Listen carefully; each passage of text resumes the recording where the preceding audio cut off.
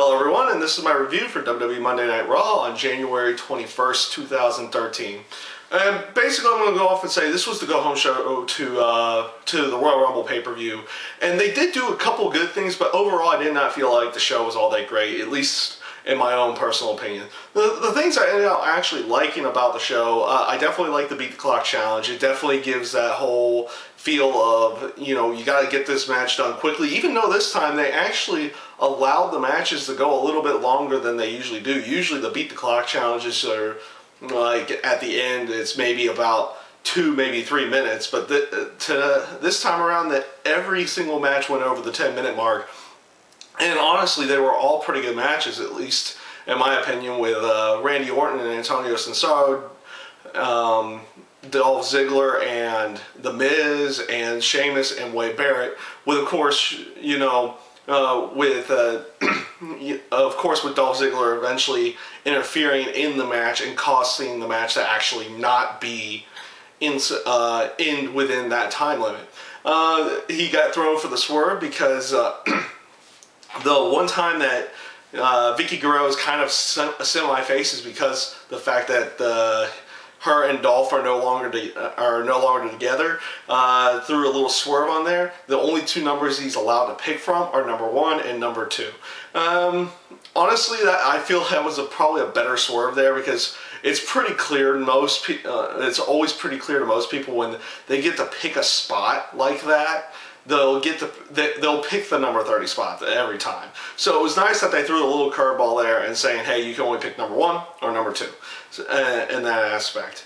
The other area that I actually liked about Monday Night Raw this week was the build-up between CM Punk and The Rock. I liked the interaction with the Shield after Rock's promo to CM Punk. And the promo from Punk to Rock beforehand was also extremely well done. I would have liked a little bit more interaction between the two of them, but they're obviously saving that for the pay-per-view on Sunday. So the interaction with Shield being in there and putting the beat down on Rock was a nice little touch into that to make it seem like Punk's getting some kind of an advantage going into the actual pay-per-view match without them two actually interacting with each other. So that was another nice little area in my own personal opinion. Where I felt it was not all that great, I did not like the fact that it was pretty much all promo between Big Show and Alberto Del Rio. This storyline hasn't been going on for too terribly long. A little bit of physical interaction between the two of them would have probably helped out between build the story between the two of them going into the pay-per-view. They did change the match to a last man standing match again, so obviously they're going with the no DQ route. And honestly, if that's what they're going for, this is probably the best way for Alberto Del Rio to actually win the match in some kind of clean manner without, you know, cheating, getting DQ'd or anything like that, because they're obviously trying to build Del Rio to being a bigger face versus being a heel, as he's been pretty much his entire time in WWE. But like I said, it was pretty much those two had a match and then they cut a promo on each other. And it really did nothing for the storyline, at least in my own opinion. The last little bit I'll get into, there was a couple of, you know, somewhat hilarious segments. The segment with Daniel Bryan and Kane was pretty funny, though it really went nowhere, just led to a big group hug.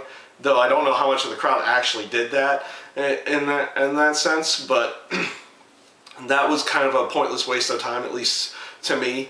But pretty much the last little bit I want to get into is basically John Cena addressing the whole Royal Rumble. Honestly, the promo of his sucked. It was bad. It really went nowhere, and then he pretty much got to the point about him winning the Royal Rumble. And after that, it got a little bit better with the fact that, you know, you had all the superstars that could be participating in the Royal Rumble or are in the Royal Rumble, and it led to a big brawl, which is what I believe they typically do every year leading into the Royal Rumble, is have just a bunch of superstars brawl it out at the end of the show, especially with Monday Night Raw. But honestly, Raw as a whole, I think fell a little bit short this week they could have done a little bit more to build the storyline going into the paper. Storylines with like Alberto Del Rio and Big Show going into the pay-per-view. I think they did a good enough job with the Beat the Clock challenge for the actual Royal Rumble match and with the WWE title match as well. But you had no interaction between Daniel Bryan and Kane and Damian Sandow and Cody Rhodes. So they did nothing with the tag team titles.